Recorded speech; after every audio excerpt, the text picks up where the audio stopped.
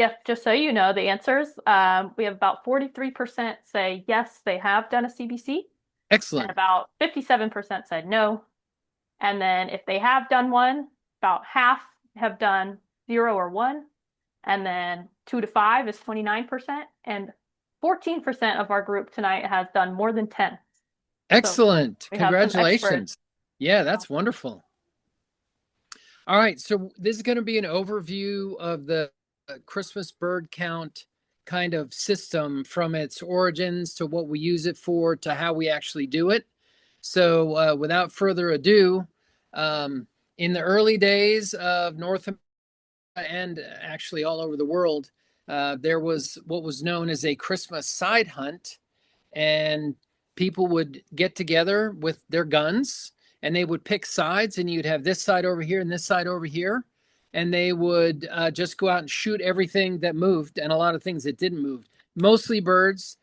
I know the screen says game birds, but they shot everything, and as much game as they could hit either.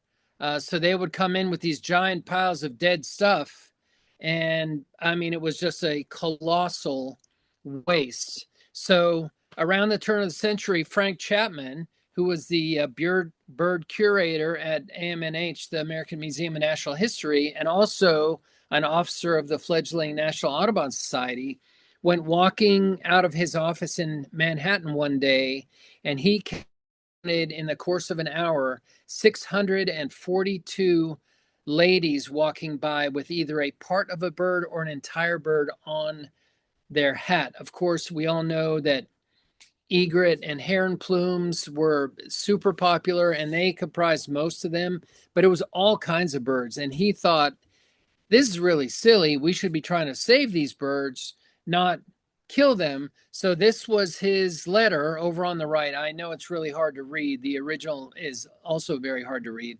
He proposed a Christmas bird census instead of Christmas bird killing.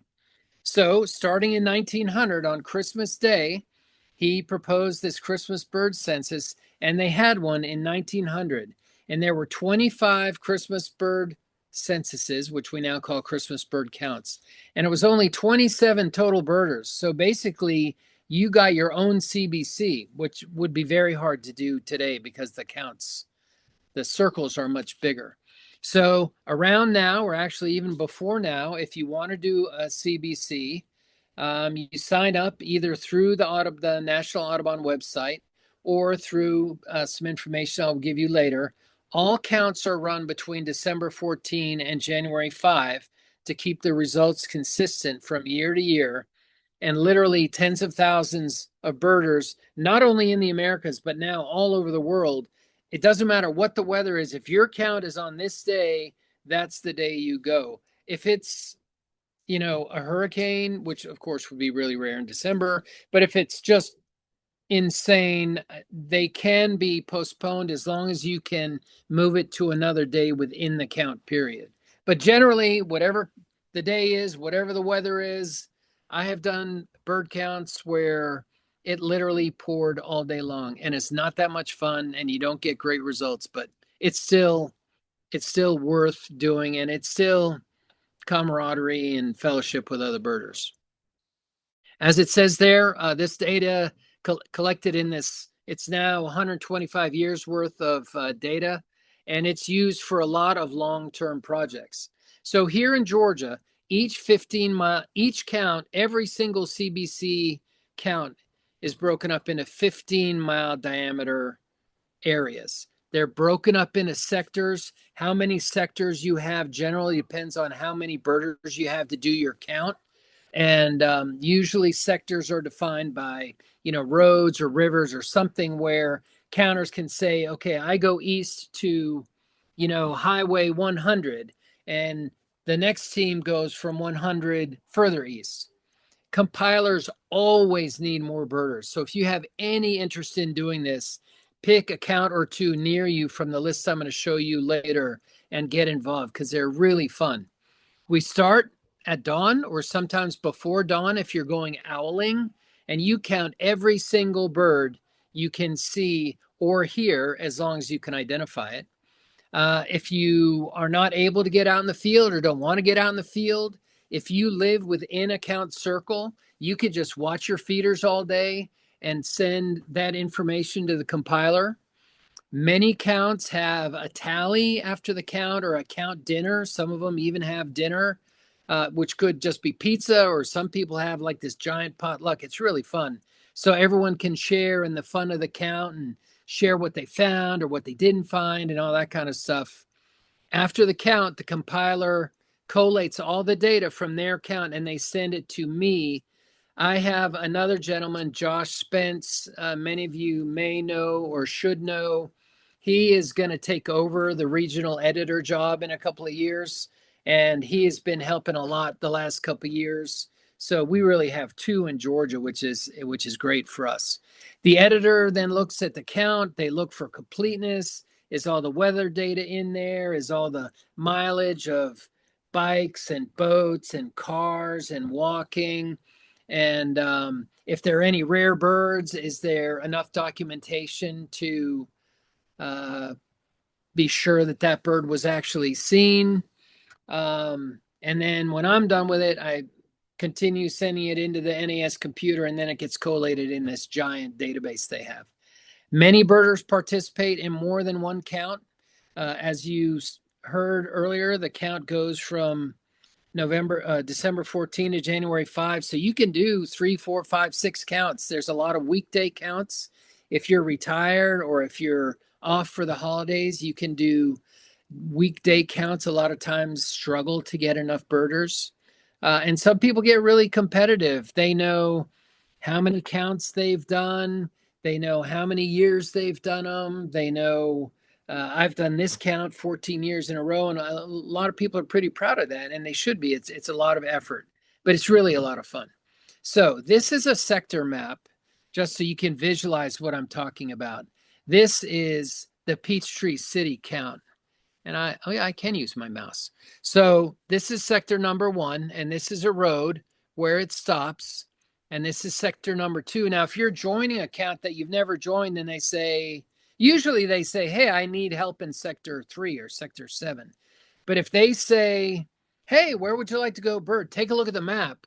And if you see, things like lakes or natural areas like state parks or wildlife management areas, those are the areas to go to, because obviously they're going to be more birdie.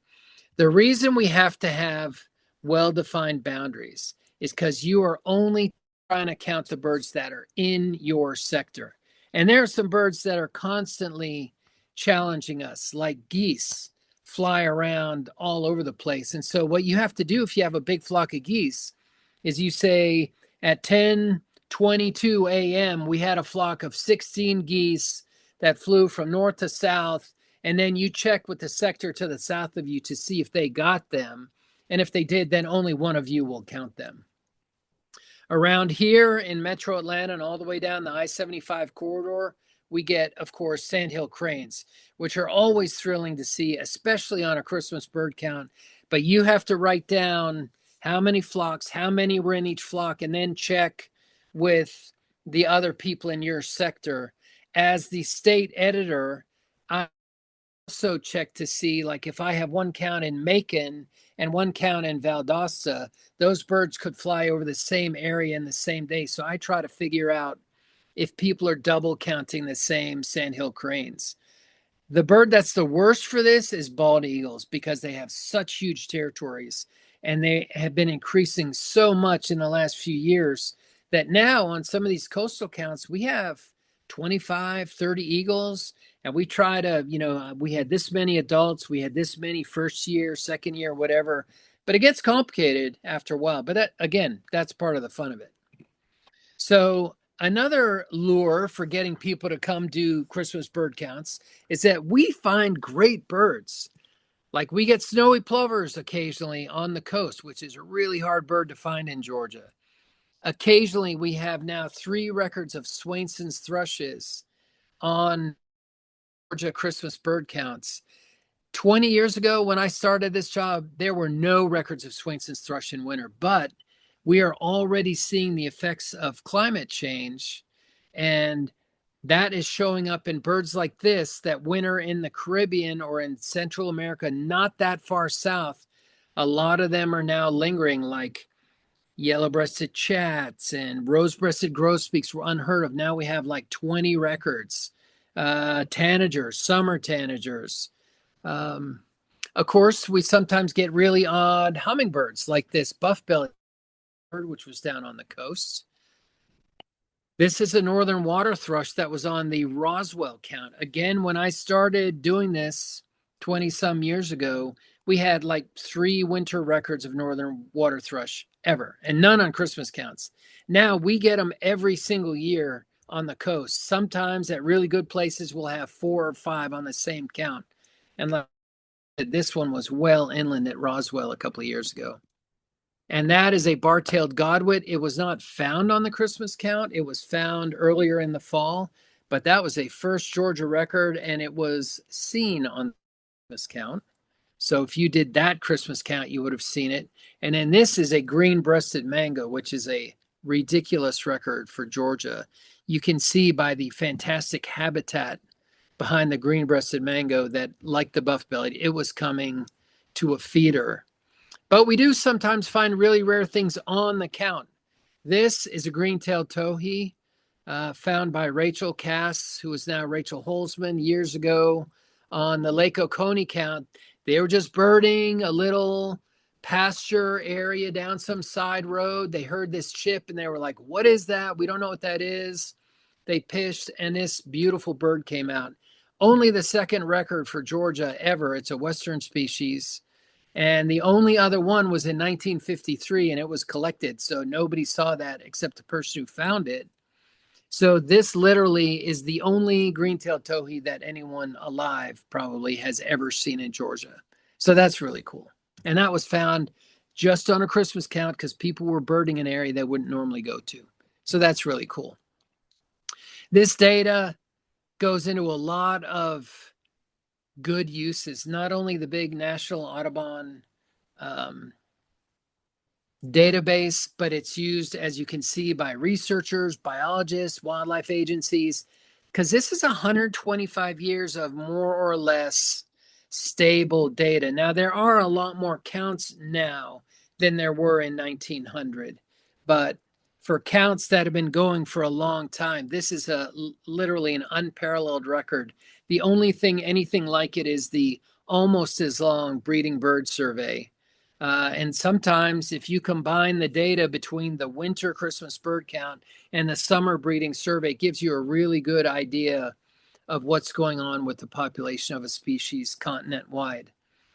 This CBC information was used in Audubon's landmark 2014 climate change report, which talked about how climate change has and could affect the ranges of 588 species. And as you can see, of the 588, more than half are likely in trouble. 314 of those species are likely to use more than 50% of their range by 2080. And 2080 is not that far. I mean, it's 55 years from now, which is about as long as I've been doing Christmas counts. So for those of you that are on here that are in your teens, like you'll be birding in 2080. And this is going to happen. So this kind of information helps us make really good management decisions about what we really need to work on to save or work to help save. CBC data was used for the Common Birds in Decline report, and CBC data was also used in the big collaborative report by Fish and Wildlife, State of the Birds 2009. So this information goes somewhere. Now, is it perfect data? No, but it helps us learn a lot of things. Like this loggerhead shrike, when I started birding 50 some years ago, you could see more shrikes in winter in the southern part of North America than you could in summer. But now, almost all our birds here in the South are the non-migratory resident populations because the northern birds, the migratory subspecies, have crashed. We don't really know why. Obviously, habitat loss is almost always the first part of the blame for all this stuff. But it's CBCs that help document that, and of course the BBSs. Northern bobwhite. That's another bird that I write a summary, or Josh and I write a summary every year about what birds are increasing, decreasing, what was special, what we didn't find that we expected to find. And every year we lament the continuing decline in northern bobwhite numbers. And as you can see, I mean, it's just a gorgeous bird. And it's when I was a kid, like I hate to sound like a crotchety old guy, but you could just see them everywhere you went out in fields and pastures. It's much harder now. A lot of that habitat loss, fire ants are bad, management practices, it's all tied together. Okay, why do a CBC? Well, on the 123rd count, there were 2,600 plus counts in North America. The number of participants was almost 80,000, 61,000 in the US. The US bird counts reported 671 species, which is really cool. And of course, some interspecific forms and some 30 exotic species. We don't count exotic species unless they have been accepted by the AOU, the American Ornithologists Union, because like we have barnyard mallards in Georgia, we have Egyptian geese in Georgia, we have muscovies. We don't actually, you write them down, but we don't actually count them. So as to summarize, one of the longest running wildlife censuses in the world. It's a 24-hour count, but realistically, it's just during daylight, unless you're owling. It's a 15-mile wide circle. You have one or two compilers that organize the volunteers, the birders, the counters, and they send all that data to NAS, and then it gets run by me on the way, me and Josh. In Georgia, there are 31 active counts. Last year, on the 124th count, we had 28 counts, and we counted 223 species in the state, which is about average 222, 223. Unfortunately, things change every year. Sometimes compilers get older and don't really want to do the work of getting volunteers. Sometimes an area that used to be beautiful gets built up and it's not very much fun birding, and it's hard to get people to go in there and bird. But we try to run all the counts every year. So this is a spreadsheet that I have, and I keep it in 15-year intervals like this one, but this is how I can tell long-term trends. Like you can see black-bellied whistling duck, and before the 110th count, and all the counts correlate with the year. So the 110th count was in 2010, so it's an easy way to keep track of them. And before 2010, we had hardly any records, but they've just exploded in the South. But it's not consistent. Like we had just a few, and then 305 on the 117th count, and then back down to lower numbers, a little uptick, mostly on the coast, and then boom, last year 257. How many are we going to have this year? I don't know. We got to wait and find out. Birds like greater white-fronted geese show up every once in a while. Snow geese, almost every year we have some somewhere. Obviously, lots of Canada geese. The thing to keep in mind with these numbers is, like with Canada geese, we have added several new counts in recent years that are heavy with Canada geese. So as the editor, Josh and I are constantly trying to say, all right, well, we have more this year. It's a record, but is that because we have a new count or two new counts or whatever? And many of you may know this or may not know this, but almost all the Canada geese in Georgia are non-migratory. That is because in the 1960s, the Georgia Department of Fish and Game, is what it was called then, thought they wanted to increase hunting opportunities in the state. So a lot of these, it was almost all men then, a lot of these guys had come from the north and they were like, hey, we used to have great fun hunting Canada geese. Let's put out a bunch of Canada geese. Well, they did, but the ones they put out were non-migratory. So all they did is hang around golf courses and defecate. So it did not really result in increased hunting opportunities, just really increased fertilizer opportunities, I guess. Anyway, so there's also regular, we track wood ducks, we track gadwall, widgeon, black duck, everything. So, and then I use this to take a look at the 5-year average, the 10-year average, and the 15-year average, which oftentimes gives you a snapshot of what's going on.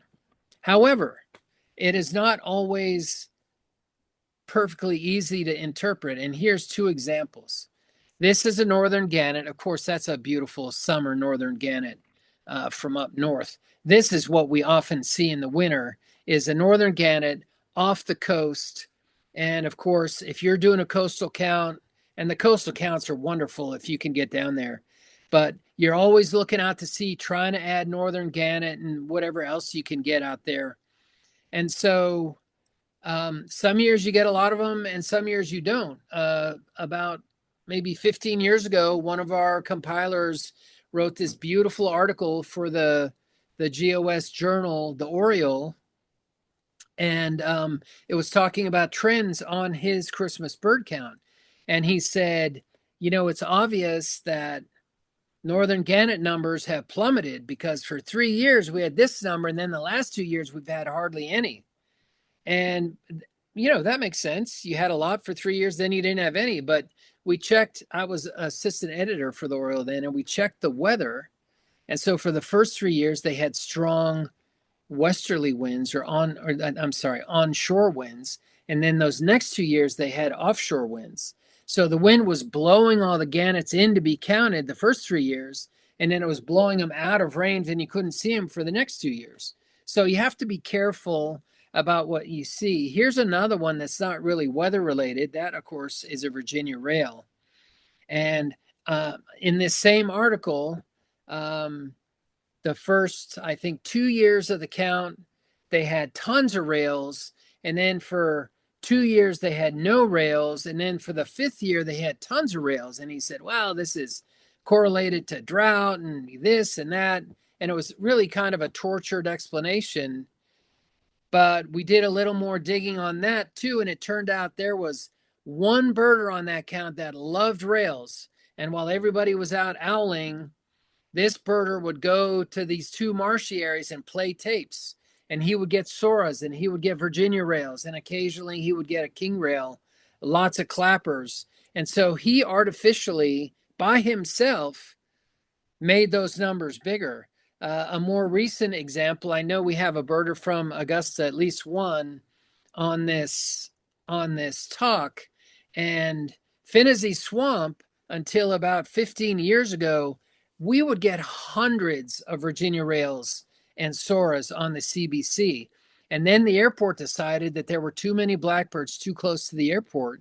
So they had to take down all the reeds and all the habitat that the rails loved. So now we just get a handful. And it looks like something awful has happened to the actual population of the bird. But what has really happened is that the habitat within the count circle is gone. So you got to be careful a little bit when you're trying to interpret the results of the counts. But a lot of them are just our actual population increases and decreases. The other great thing about the Christmas bird counts is National Audubon has this wonderful database, and any of you can go in it and look stuff up. And what you do is you go to National Audubon Society. This is what you type in your search window, National Audubon Society Christmas Bird Count Historical, and you will get this web page. And then you can either say historical results by species or historical results by count. And if you say species, then you go in here and you say what species you want. And I typed in green-tailed towhee, and then it pops over there. And then you say year range. And I knew what year we had that towhee. So I said, start year 100, end year 125. And then you select your region. And to get Georgia, you would go to United States, page 2 to get the state of Georgia. Then it populates over here. Then you have, whoops, I didn't mean to hit that yet. Then you come down here and you have choices view or PDF or Word or Excel. And then you hit do that. And this is what you get. We only have one ever. And it says, yep, it was on year 112. There was one of them. Number per party hour, obviously very low. Number of counts reporting it 1. And then down here is a little window right here, which is include graph. And I included the graph. I don't really like the graphs because they're not that meaningful to me. But here's your graph. 1 bird for 112. I also put in long-billed curlew just for that same period of time. And you can see that they are also kind of up and down in Georgia. If a year is not on here, like you see, there's nothing between 106 and 112. For 5 years, we didn't have any. And you only find them on the coast, and you don't find them on every count. Little St. Simon's does well, Sapelo does well. Cumberland, sometimes it's the coast that don't have a lot of people on them. Typically, this was a great year. 122, we had 9 of them. But this is just a tool you can use without having to, read all the summaries from all the years past to try to figure out what's going on with a species, how often they're found, if they're not found. Now, if you have any interest in doing a Christmas bird count, take your phone, put it up to the screen, and take a screenshot of this, because this is every count in Georgia. If it has scheduled a date for this year, that date is on this screen as the part, right after the name. If you don't know where any of these places are, feel free to ask or look them up. But if you live near them, pretty good chance you already know where these places are. Some of them say invitation only. That usually means they are limited in how many birders they can handle. And for many of these, they're coastal counts on islands, which of course are the best counts for seeing a lot of birds. But some of these counts don't need any extra help. But certainly some of the coastal counts do, like Glynn County is a great count. They're always looking for help. Harris Neck's always looking for help. The Savannah count, which is really mostly in South Carolina at the Savannah Spoil Site, is a fantastic count. But if you only want to see birds in Georgia, that one is mostly in South Carolina. The center of the circle is in Georgia, which is why it's considered a Georgia count. You can also go to this website, and on that we'll have the latest up-to-date information about which counts have been scheduled, which counts need people, or which counts don't need people. And you may, if you're obsessive compulsive like most birders are, you may have realized that earlier I said 31 counts, but down here it says 32 counts. That's because the Bainbridge Lake Seminole count, which is a great count, gets always our highest numbers of coots. It usually has canvasbacks, a lot of great landbirds too.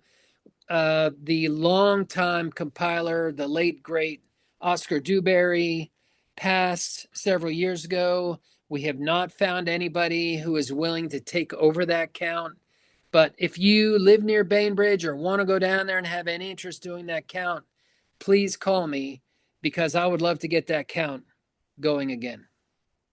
And I think that's about it on this page.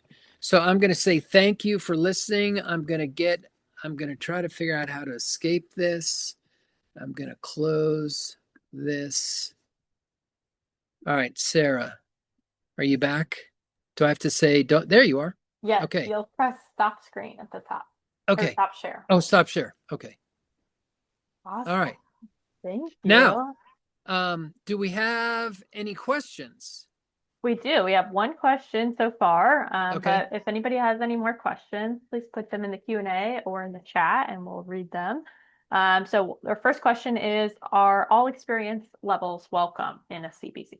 Absolutely. We love getting new birders because new birders are super enthusiastic. When you've done maybe the same count for years and years and years, you're like, okay, I've counted song sparrows in this little patch of field 14 years in a row. It's not very exciting, but if you have a new birder and they're like, oh my gosh, that's a song sparrow, that's so cool. And it really invigorates everybody you bird with.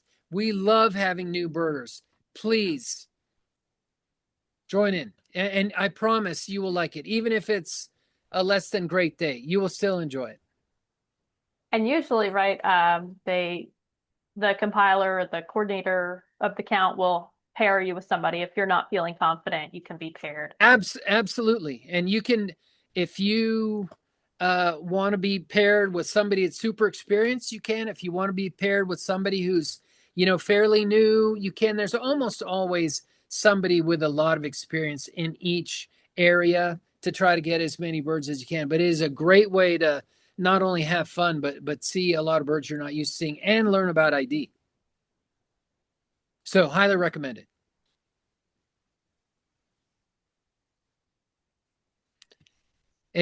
No more questions? Come on, you guys got to have something. Not that I'm seeing. No? All right. Boom. And then I'll let you throw in your fun fact of how many states and how many CBCs you think you've done. So I think I told you 8, but I think it's 10 states. And I think my first one was in 1973. So that's 52 years of CBCs.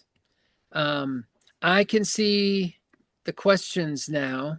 Yes, you sign up by reaching out to the representative listed. And if you go to that link, the website link that I showed on that screen, it has their contact information, either their email or their phone number or something.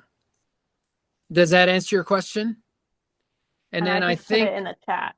oh, good. Thank you. Perfect. And then I think in the chat, there was another question. Yes, Mike, if you want to stay close to home in Cobb, you can do the Marietta count. There's also a count in Floyd County, which hits a lot of great habitat. And I think you said you live in Ackworth. Part of the count circle is actually in Ackworth. So you might know a place to hit on the Christmas bird count that your compiler doesn't even know. So I would encourage, Roswell is near you. If you want to go a little further north, Chattahoochee, Songbird Management Area, or Blue Ridge, they're always looking for counts. But yes, the Marietta one would be the easiest for you. There is somebody creating a count around Lake Lanier.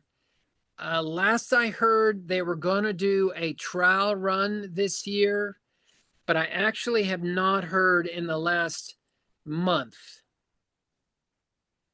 Looking at which, I hope that answers your question, Carolyn. I can find out if they're running that. If you will email Sarah that you are interested in doing that count, Sarah can send that to me and I will check with the gentleman who was thinking about starting that count. Joseph, which map are you looking at? That one? Let me see if I can do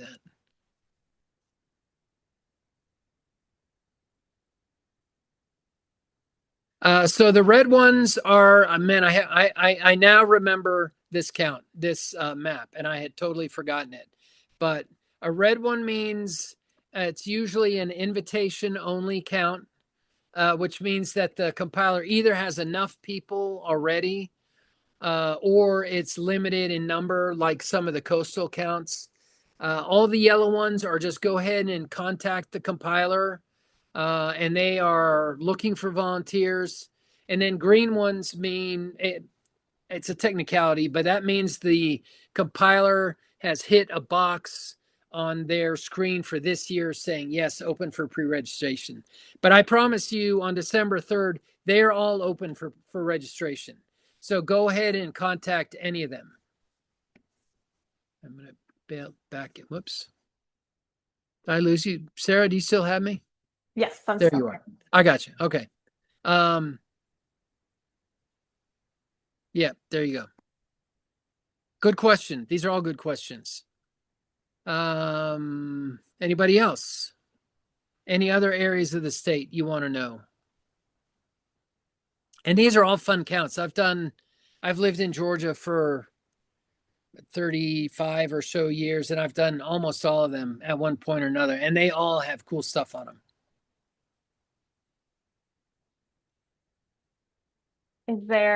Do you have a favorite count in the state? So, yes, I have several.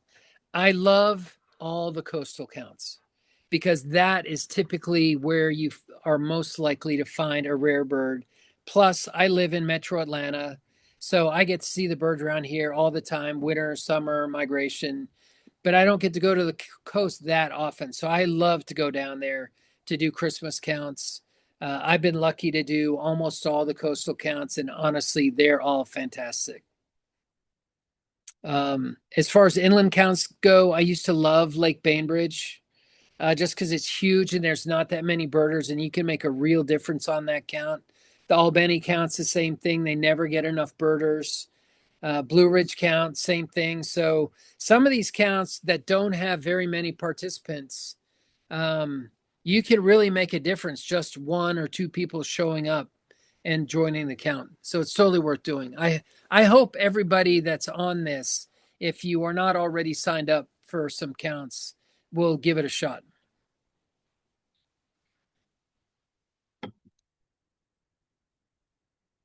Man, I made the talk kind of short because I thought there was going to be a lot of questions. I should have thrown in a few more slides. Obviously, um, the most fun part about it is getting to bird with people you don't see all the time, getting to go to places you don't see all the time. Like some of the coastal counts have areas that uh, you don't get to go to, unless you're part of this count. Um, some of the inland places have restricted areas that we get permission to go into. Plus, a lot of them are just places that you don't know. And so, what better way to learn a new area or to see a bunch of different stuff? If you live in Atlanta, go up and do a mountain count, or go south and do a lower coastal plain count.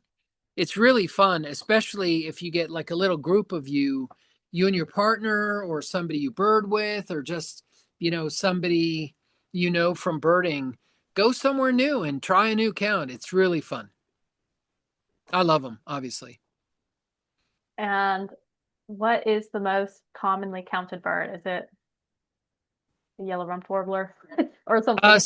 So yellow-rumped warblers are certainly common, and I should have been prepared for this question. The most numerous bird in North America is the mourning dove, but we don't get ridiculous numbers of them because we only count in certain areas.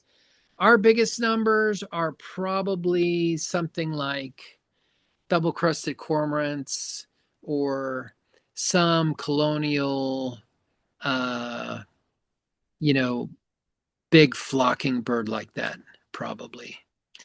Carolyn, I see your question. It doesn't matter if you've never birded before. It doesn't matter if you've just been watching them from your yard in nearby parks. Everybody is welcome, and you will learn so much in one day of birding. You will be astounded just by going out with other people in the field. And even if you don't make it on a CBC, everybody always wants to know the best way to become a better birder. The best way to become another birder is to go birding, especially with somebody else. That way, I kind of often say that the difference between a really experienced birder and a new birder is when somebody's been birding a long time sees a sparrow, they immediately know, even with a glimpse, it's one of five species. And then all they have to do is figure out which one of the five. But like a brand new person sees a brown bird in a bush, and like they have to go to their book and they have to go from page one, all the way through. And then pretty soon after doing that, you're like, okay, well, all the ducks are in the front, the ducks and geese. And I know it's not a duck or goose. And then you go, oh, all right. And then there's these 10 or 15 pages of seabirds, and it's not that. And so over time, you learn how to quickly figure out what type of bird you have and then ID it. But the best way to learn that skill is just to go out and try it with another birder, especially on a lead bird walk or on something like a Christmas bird count. So don't be intimidated. I'm sure. uh, Carolyn, are you the person from Augusta? No, somebody from Augusta is on. Augusta has North Gwinnett. That's right. Um, there's a lot of birders in North Gwinnett that do a lot of birding, that find a lot of birds. There's a Facebook group for Gwinnett birders. There's a couple of text-based listservs. That is a great question, Mike. Let me come back to that in 2 seconds. So I would encourage you to reach out if you want to email Sarah. She can send me that, and I will hook you up with some Gwinnett birders that are super kind and patient and welcoming. Now, Mike, you ask a great question. My thing is bouncing around. Yeah, you Okay. have two new So the questions. question is it okay to log a bird that you may not see, but the Merlin app hears it? Not really, because Merlin is very good, but it's not perfect. And so if you hear something and you say, gosh, I think that's an American crow, but I'm not sure. And you open the app, and while you're hearing this thing that you think is a crow, the app says American crow. Absolutely count that. But don't just hold up your phone as you walk through the forest and then look at what's on there and just write down everything that's on there. Number one, you won't get any kind of sense of what kind of numbers you have, you know. And number two, it sometimes just does weird, comes up with like tropical birds that sound like something we have here. And you're like, no, we did not have a plain xenops on this count.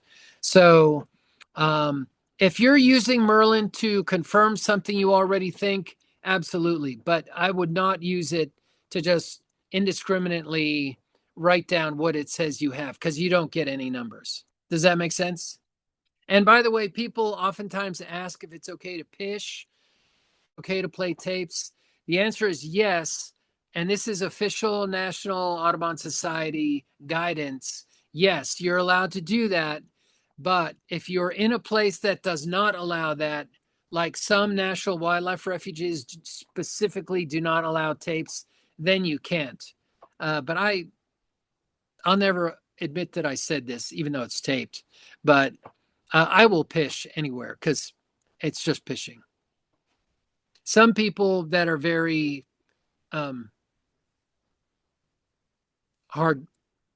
hardcore about this think you should not even pish, but I do not agree with that. Okay, so now I have a question. I'm sorry if you already mentioned this. How many hours do the counts typically last? So, great question. The time does depend on the count. Most start right at or just after sunrise, because even in winter, dawn song is loudest and most widespread in the early couple hours of the day. So all of these counts do the whole morning. Now, if you are available in the morning, but you have a child you have to get back to or something else you have to do, you can tell the compiler, hey, I would love to come bird for the morning. I just can't stay all day. And they will still be glad to have you.